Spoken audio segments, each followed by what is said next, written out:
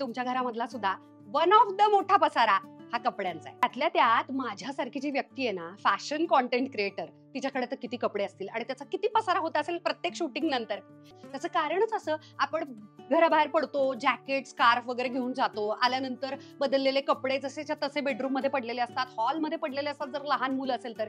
त्यामुळे कपडे या गोष्टी ह्या त्या त्या ठिकाणी कधीच नसतात. कपड्याच्या पसाऱ्याचे दोन प्रकार आहेत. एक म्हणजे धुवायचे कपडे जे घरभर पसरलेले असतात, ते गोळा करायचे आणि लॉन्ड्री बास्केटमध्ये धुण्यासाठी टाकून द्यायचे.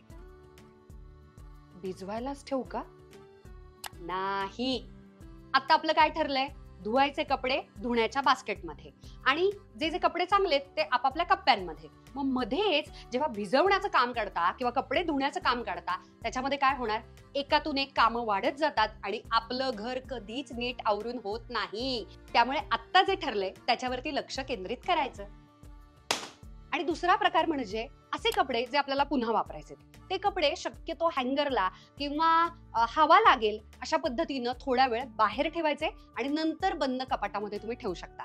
नाहीतर एकदा वापरलेले कपडे तुमच्या शहरामध्ये, गावाकडे, जिथे कुठे तुम्ही राहत असाल तिथे लगेच खराब होणार असतील तर मात्र ते धुवायलाच टाकायला हवे. असाही तिसरा कपड्यांचा प्रकार आहे, जो म्हणजे कपडे धुवून आलेले असतात पण त्याच्या घड्या नसतात झालेल्या, किंवा घड्या पण झालेल्या असतात पण त्या त्या कप्प्यांमध्ये ते गेलेले नसतात.